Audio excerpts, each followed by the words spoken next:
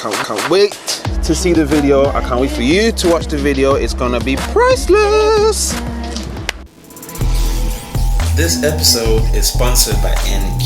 Ça c'est un show de dingue et ce show ça s'appelle Time Out. Please make sure to like and subscribe. Time Out. Hello and welcome to Time Out, the show that aims to discuss anything and everything in the world, including bringing you the hottest topics in the culture. I'm your host, Mike Dubs, and today I'm joined with one of the best, if not the most talented singer in my city. He's been on X Factor. I released collaborations with so many celebrities. We're going to get into it. Welcome to the show, brother.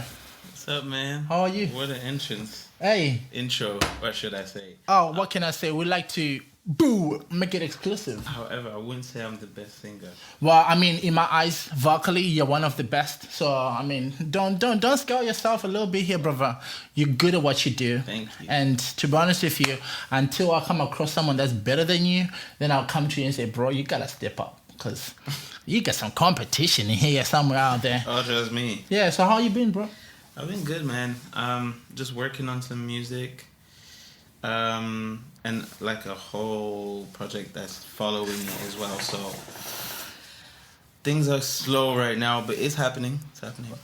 I think was it last? I'm not sure whether it was during COVID. I remember seeing a post you touched a little bit into filming or something like that. No, it was. I'm doing a project where I'm doing like a docu-series. Okay.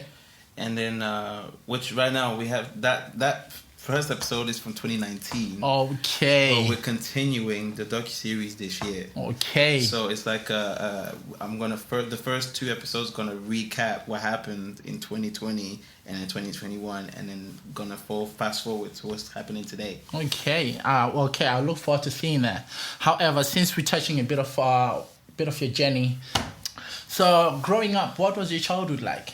Well, see, this is the part I didn't tell you, because I grew up. So, as a child, I grew up with no friends, because I was two reasons why. Because number one, I grew up quite sheltered anyway, and two, it's almost like, well, according to my memory and asking from my family's recaption of me, not wanting friends. Okay. Naturally. So I was like, so maybe I never wanted friends to begin with, so maybe it was hard to find. But then I realized, actually, going back in time, flashbacks, is that I just never wanted friends, not because I didn't want them, but it's because I just felt like nobody understood me. Okay. And I never had anything in common with the other children. Because, like, people create comfort in things that make sense to them. And wanting to be around other people, was that like your comfort for something, or? I was only comfortable around my own family growing up because I knew who they were. But outside of my family, I realized actually I was always very uncomfortable. Okay. Around. So growing up yourself, were you close to your family? Yeah, actually. But that broke out because I went to boarding school my entire childhood. So that kind of broke off my relationship with my family. We're picking you up here, sending you to boarding. No, it wasn't even that. It was because my parents, and I asked my dad that one time why. And he was like, no, the reason why we would put you and your siblings in boarding schools is because we had nobody to take care of you guys or babysit you or whatever, or didn't have the money. So we just, not didn't have the money, but more like didn't have the means to have to pay someone every day to babysit us, so therefore they put us in boarding schools. And then my sisters got older, so they had their own choices. Since I was the youngest, I had no say-so whatsoever, and I wasn't very vocal as a child. I was very quiet, just didn't speak. On the contrary, now you're like loud and you sing, and you're like so energetic. But I blame drama for that, drama classes. Because they actually take out a lot of like... they give you confidence. You're supposed to be a confident person when you go into an acting class. Yeah. So, yeah. Before that, which was like in 2013, didn't speak. That was before I met you. So wow. I wasn't a speaker. I'm glad I met you when you started speaking. Because I would have just been sat there like, this guy.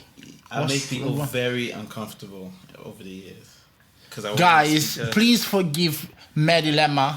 He did not mean to come across as rude. No, he was just trying to find himself and literally establish himself. People still think I'm rude today. Oh, Lord. Listen, he's the most genuine, humble guy I've met in a long time.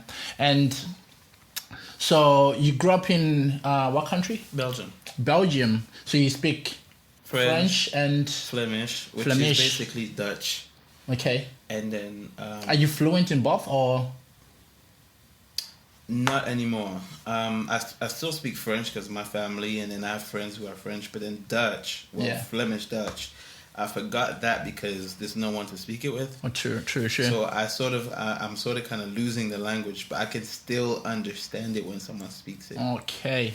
Yeah, I mean, to be honest with you, that's the thing about living diaspora. Yeah. You get to lose some of our culture in the process, which is a bit sad because unfortunately. It's what identifies us. It's really who we are. It's in our DNA. It's in our talk. It's in our everything, in our swag. The drip that we got is literally from there. So, what first got you into music? Michael Jackson. Poof. He's the reason. Because my family was already a big fan of him. So, and they would make me, I don't know why, but I think I got introduced to him like by watching. They had like, back in the day we had VHS, remember those? Of course. So we put in the VCR, and then they had like already like the all his tours, his music videos on tape, everything. So I'd watch it and I'd wonder like, who is that man? Like, and why are people fainting watching him? Why are people crying? Like, I don't get it. Yeah. But then the more I watch, the more I start to understand. I'm like, actually, do you know what? I'm starting to like him too, kind of thing. Like, he's very impressive. Yeah, and to be honest with you, most talented blessed man to walk on this earth. Oh, yeah. And rest in peace to Michael Jackson. I mean, the impact he's done on music. To this day, his music gets played around the clock. Uh-huh. So, I mean, if that got you... So, basically... That first got you into music. Did it inspire your journey now going into music then? No, I didn't think of music until I was 14. Mm-hmm. Well, 12, but 14 is when I decided to actually make the decision to say, do you know what, I want to try doing music. Because I already knew how to sing. So I was like, but I wasn't a great singer or anything, but I just knew, I already had the knowledge of what a note was, what vibratos is, and how to control my singing. I already knew how to do that. So I was like, you know what? And I know how to. I started songwriting at 12, so I was like. And I like the most people don't understand. Having to, when you become an adult artist and you say, oh, I want to be a singer. However, at the same time, there is no longer that, that vulnerability. You as a person, the best emotions, it's usually when you're coming from that 12 going into your teenage life, because you're going through so many emotions. And if you are into the music industry or the creative industry, that's the best time to actually express exactly how you feel. Yeah. I would say the most genuine part of your life where you are trying to understand what's love, what's called life struggles, if you may put it that way, and putting that into a song. So how would you describe the musically you typically create then? There is this interview where Jay-Z was talking about how Jules, who's Solange's son, how he would write songs, and explain how Jules would write songs, and I realized that I do the same thing that Jules does. Like, he would come up with the melody or the rhythm first, and then add words to it. And that's how I have different ways now, but that's how, for a long time, that's how I'd write songs. I'd just maybe hear a beat or something, or maybe come up with a song or with a beat or melody, and then do the flow first or the melody first, and then once I've done that, add words to it. Okay. How does it sound, kind of thing. So basically, I was just about to ask you, so what is your creative process like? Do you like to be in a calm? Do you like a lot of people? What's your creative process like? I mean, now things have changed. Now songs come to me in my dreams. That's powerful. So I sleep. Like, let's say if I'm about to go to sleep or something, and I'm daydreaming or something, and something just taps in my head, but it's like subconscious, and then I will subconsciously realize, oh my God, this is like a potential song. I need to wake up, get my phone. Where's my phone? Let me record every aspect of what I've heard, so that when I go back to it, I don't forget how I heard it in my dream. And then when I'm ready, I'll go down to on any software, whatever, start producing, see if it sounds exactly the same like I heard in my dream. That's impressive, because I mean, I know 9 times out of 10 people, 10 out of 10. I'm sorry, you have to be exceptional to actually go to sleep, dream, and then you wake up remembering the dream. Most cases, we're so busy, wrapped up in our day, that literally just it goes. So for you to have that mind and to have that memory, as soon as you wake up, you actually get to put those ideas into action. Yeah, that's an impressive talent. That. Oh yeah. So in your creative process, like, do you set the scene, or you just get into it then? No, I just go straight into it. However, it's how I feel. I go by emotion. I don't actually, I don't plan things. It just happens that way. It's just, I don't know, if it comes to like a rhythm or a melody, it just happens that way, and then I'll try writing as much as I can to it. But if, for example, like there's this song, for instance, like some songs might take 5 minutes, some songs might take 5 years for me to write. Like, I have this song called Fantasy. So the beat for that took me, it took me about 2 days to produce it, because I was bored that day. I was at my brother's house, and then to write the lyrics for that song took me over a year. First of all, I couldn't find the rhythm or the melody to it. I've tried everything. I was like, nah, it's not working. Sorry, next, I'll just leave it to the side. Yeah. I'll come back to it. Then it will just happen like that every time. I'm like, still nothing. Sorry, nah, still nothing. Let's go back to it. And then eventually, that's annoying though. Yeah, and then sometimes there'll be times when you have blockage. Yeah. Just and I'll be like, you know what? Maybe this song's never gonna be done. And then that's when I decided that I was gonna give away that beat to IAMDDB. Okay, and she liked it. Okay. But then she was like, can I do some alterations to it? I was like, listen, do whatever the hell you want to it. I just want to make it a hit. Okay. You don't even have to pay me. Do you know what I mean? Just do it. Do you know what I mean? Because at least I'll have a plan when you release the song and say, I produced it.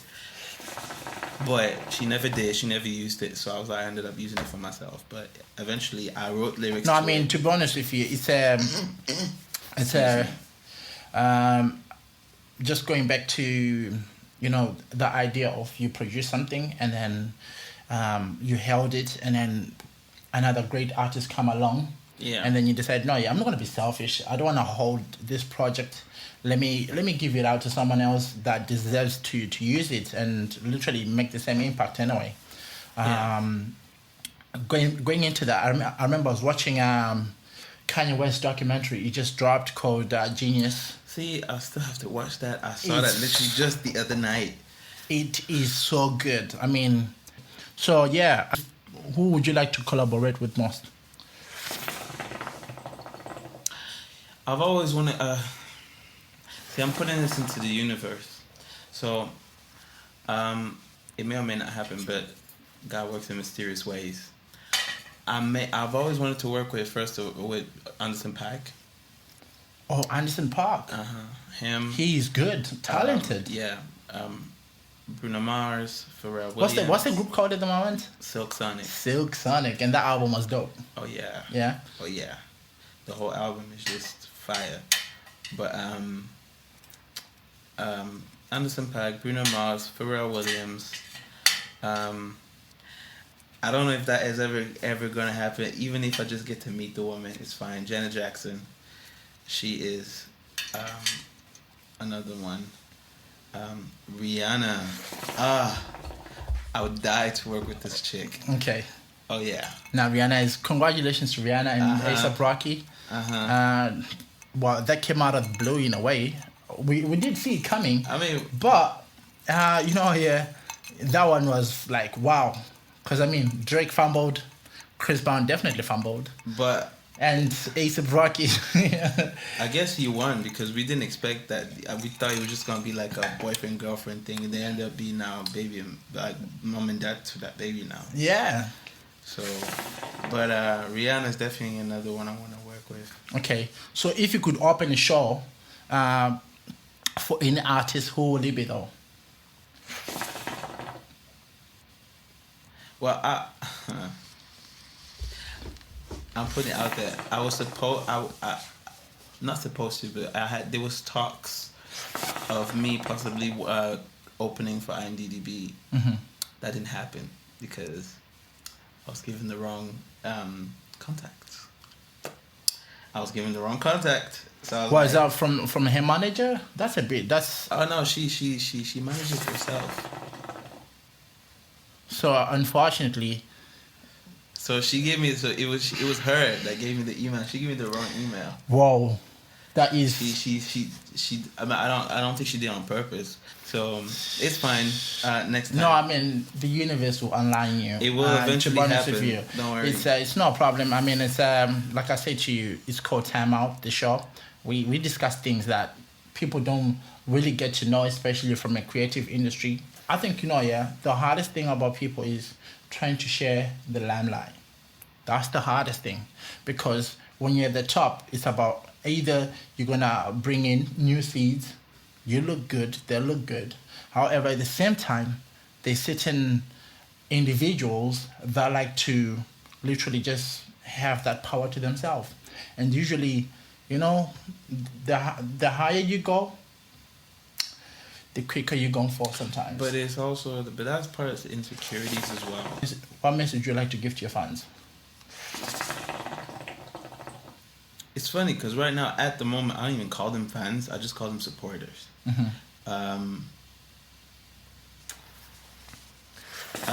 All I just say to them is just keep supporting and just stay on the journey with me. I've seen you dance, and I've seen you perform at the same time, and literally you're maintaining your breath, you're controlling everything you're doing is flawless. Difficult. Yeah, I can tell it's difficult. You think I'm gonna be out here doing what you're doing? Yeah. Lord, it's hard. Yeah. So I mean, kudos to you for always supporting and sharing the light with other people. What is one most useless talent you have? You gotta share with us. Useless? Yeah, useless talent. I mean, for me, it's not useless, but other people say it's annoying. Is that little thing I do? I was just doing it earlier. Scratch between your ear and your throat. And she teach me. She was like, just close your mouth and suck the air in. You learn things every day. Literally, but my producer, I do it around my producer all the time, and he looks at me like, bruh, why are you doing that? Do you know what I mean? So, do you sing in the shower? I started to. You started to? Yeah. What songs do you sing in the shower? The only reason why I sing in the shower is because I actually play music when I'm in the shower. How do you do it? Like, you carry guitar in the shower? Just take the phone. Oh, right. So you. Or if you have a small speaker, take the speaker with you. Well, I mean, it's Valentine. So, have you been singing, serenading in the shower? No. Thinking of that? You haven't? Oh, hell no. Oh, damn. Valentine. No, I've never been a big Valentine fan. Why is that? I always thought it was very corny. Ladies. Like, why do you need to have a day? Celebrate love. Yeah, you should have to do that every day. No, to be honest with you, I'm with you on that point. However, at the same time, I mean, women expect you to celebrate that part. I mean, you guys, there is so much pressure nowadays, especially, I mean, I did see in the last 24 hours, roses, gifts, trips.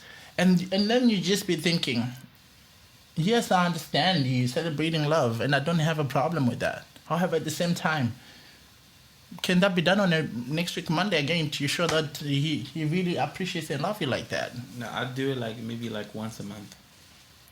Oh, that would be your thing. Ladies, shoot your shot. You single, right? Yeah.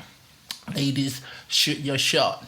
I'm not saying you're gonna get picked. However, at the same time, the brother is single, very talented, and you know the R&B kings. They really know how to make sure the ladies are looked after. I.e., the difference is, you know, all them motherfuckers, excuse my language, are cheaters. I'm not. Oh, some, we can't say more. Oh, Which the majority are. I'm sorry. Some black men. One that has been faithful. Yeah, black men don't cheat. That's what they say. Yeah, black men don't cheat, and we stand by that. I'm one of those. Me too. Yeah. What would you be doing right now if it wasn't for your music career? Anything in the entertainment industry, because when I grew up, I always said to myself, I just want to do anything that has to do with television, because I just love the creative process of everything. If I'm not a presenter, I'll be an actor. If I'm not an actor, I'll be a dancer. As a matter of fact, right now I'm working on becoming a model. To be honest with you, I can see it. Thank you, I guess. Stylists out there, make sure you slide in his DM, work with him, upcoming model, very talented, humble, and very driven. Whatever you want him to be, I'll make sure he gets there for you.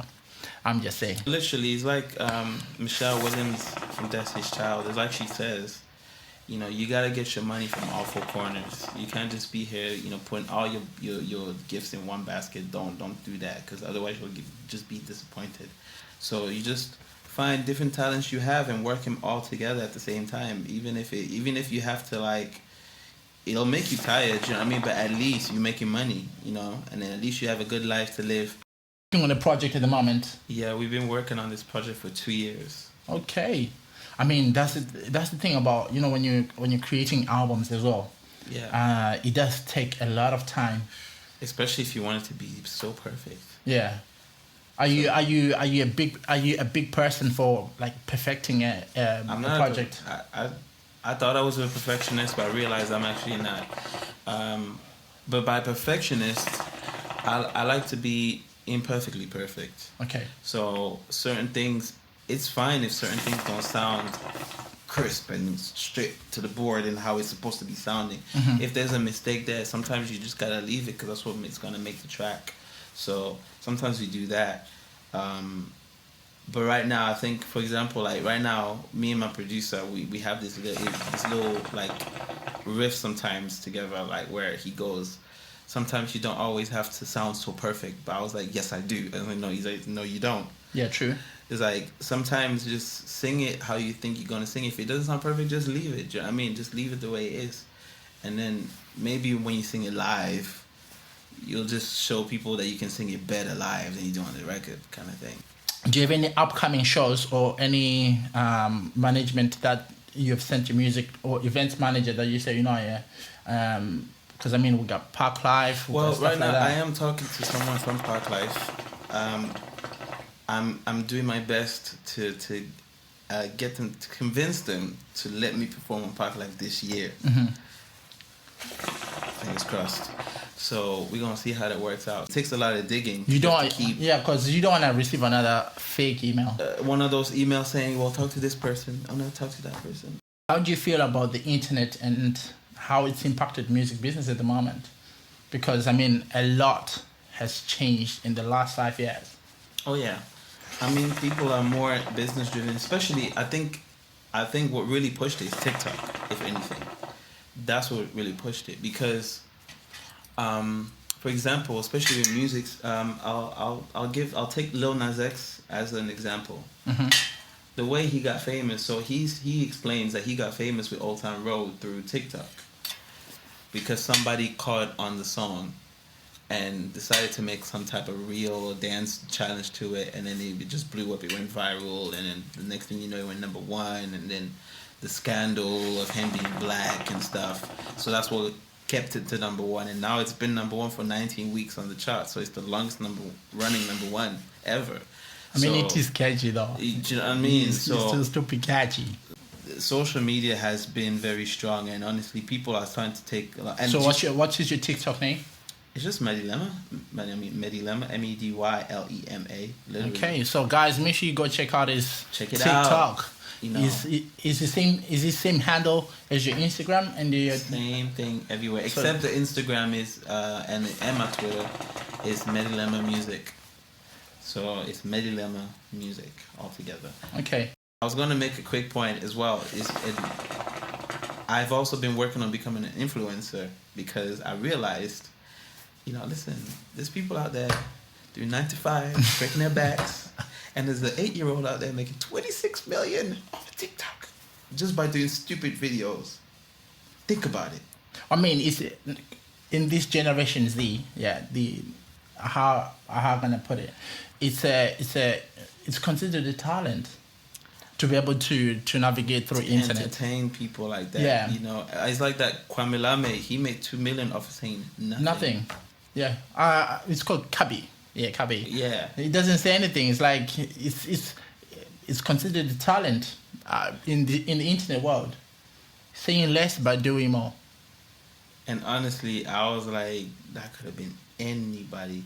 But this is how I started looking at how, people see. Sometimes I don't see in a way. Maybe that could be your thing on TikTok. You just go there and you be like, I know.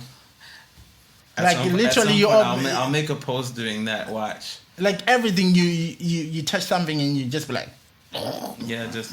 And then you close it. I think TikTok maybe we can take a riff from this and then. Yeah, why not? But I got viral from TikTok not long ago. So I know we've touched a lot on your music journey and what inspires what not. However, at the same time, you've been on X Factor as well. Yeah. What was that like? How did that feel? I mean, to make a long story short, it was a long story. To make a long story short, basically, first of all, I learned a lot from being on that show. It taught me on how TV works. Mm-hmm. It taught me on how to have patience. I'm the least patient person, you guys. I'm the least patient person, but I had so much patience because we got there for 10 o'clock in the morning. And my audition wasn't until before midnight. Wow. That's like 14-hour shift. Oh Imagine the anxiety, just watching everyone come in through that door, whether they can accept it. You just don't know when you're next. Yeah. You don't know. It's I don't know if they have like a list or something. I don't know, but you just don't know when you're next, and you just wonder when is my turn. When is my turn? And they keep calling you for like different interviews during the day. Obviously, you're not just going to sit there all day. Mm-hmm. They'll give you interviews. Sometimes they'll give you a mic and say, say this or say that, or can you clap for us or something like that. Yeah. So just to keep you entertained and keep you going for the day.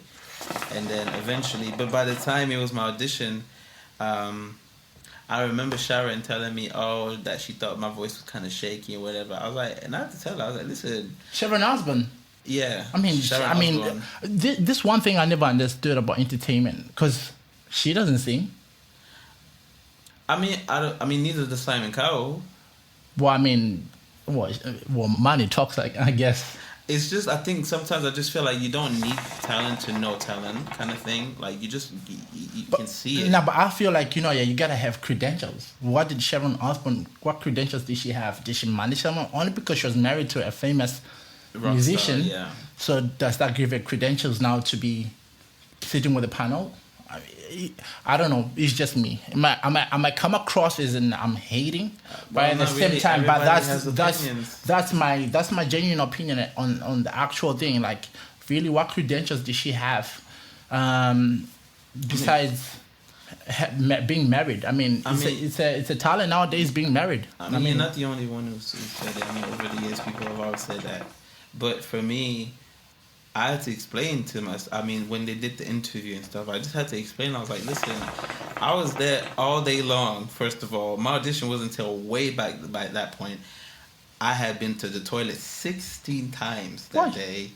I was nervous, and I was nervous. I was cold. I was tired, and I was hungry.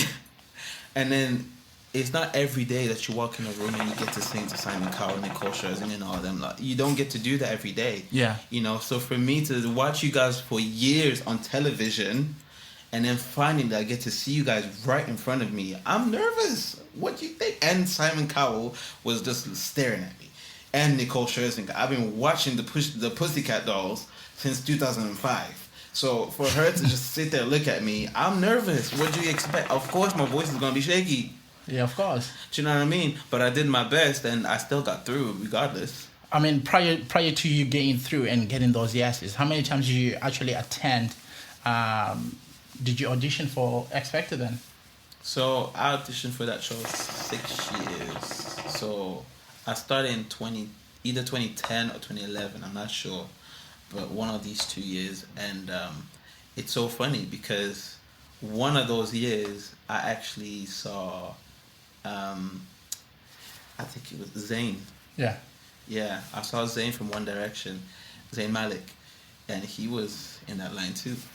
So you're telling me Zayn Malik, prior to all that, he actually got rejected, and then eventually, see, I told you, like, when you work hard and you believe in yourself. I mean, like, Zayn Malik was in that same line that I was auditioning, but also he got through to becoming in the One Direction. Okay. That year. I don't know, what year was that? 2010? 12? No, 2010. They came out 2010 because 2011, Lil Mix came out, so I remember, yeah. And Misha B was in 2011 too. That's what I remember. But seeing all these people, I was like, I seen y'all. And you guys made it. I mean, I was kind of jealous, but at the same time, I was proud. It was like a good jealous. Like, yeah, I'm proud you made it. I mean, at least you living your dream. But I'm still wondering, like, when the hell is my time? Okay. I'm still waiting. Your time will come. Your time will That's come. what they And shout out to Misha B, and hopefully we'll bring her to the show, and then we can catch up with her what she's up to nowadays. Misha B, that's my girl. Yeah. Funny thing, because I went to college with her. Really? Yeah, I actually did. And mind you, same thing you used to do, like as far as basking. Misha B used to bask as well. Yeah, I used to see her. I've seen you've worked with Conor Maynard. That was like Britain's hot boy for a minute. He was like the Justin Bieber of UK. Yeah. Everything. I mean, it's how was it working with him? He's actually very nice. But I was nervous on the day. You see, when people watch the videos on YouTube, you guys, when you see me actually seeing him, people thought that I was acting. Mm-hmm. He was like, you knew he was gonna come out. When he surprised me, you knew he was gonna come out. I was like, I promise you, I did not know Conor Maynard was gonna come out and just surprise me like that. I was really nervous, and I couldn't look at him for a good 20 minutes because I was a fan of him. I mean, I still am a fan. But at the time when he first came out with that album, every song, like, I was just a fan of his music. And he worked with the people that I've been dying to work with, like Pharrell. I'm, come on. So, and then for him to be so humble and nice, is what I admired about him the most. It's like, you're this celebrity, you're this guy, you're young, but yet you were nice enough to, behind, when the cameras weren't rolling, you were nice enough to have a conversation with me, chill with me, talk to me, like we're buddies and stuff like that. And then I saw him again at the Brit Awards. I know, Brit Awards, so, I saw that. That was huge. Because that was like, MasterCard? It was a MasterCard advert. You know what? It's a funny story. When I was 16, I was set to be a rival to Justin Bieber because I was about to get signed, and I wasn't about to get signed, but I got discovered. Sorry, I was discovered, and I was about to get signed through a management that wanted to basically make me the next big thing, kind of thing. Okay, but at the time, it all got squashed because my guardian at the time said, "No, you're too young." No way. She was like, no. What you gonna do? You gonna wait till you're 18, right?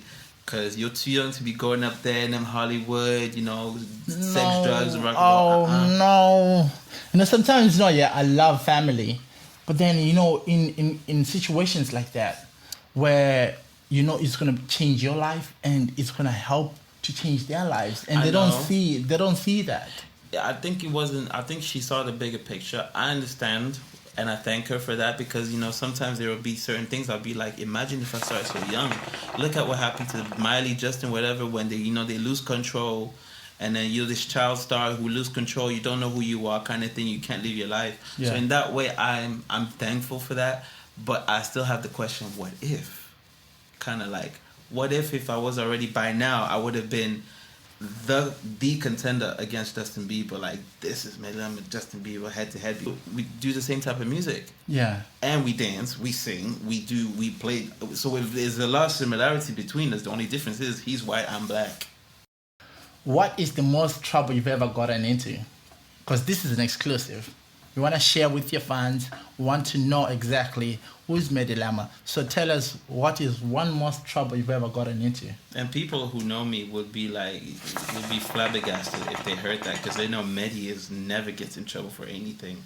He's a goody two shoes. I'm like, yes, I am in a way, but actually, I got arrested one time back in 2016. It wasn't my fault, but because it was during 2016, and bear in mind, that was the first Black Lives Matter, period, the first one, 2016. And my niece had been, so what happened is basically she was trying to help a friend, trying to stop the police from getting a friend arrested because her friend didn't do anything. It was somebody else who was basically sort of kind of trying to frame her. So I tried to get my niece to sort of kind of stop, don't get involved kind of thing. And she didn't listen. Teenagers. So she went back anyway, and she got in trouble again. And then obviously when I'm seeing a police officer put my niece on a headlock, I'm like, how the hell do you think I'm supposed to stand there and just look?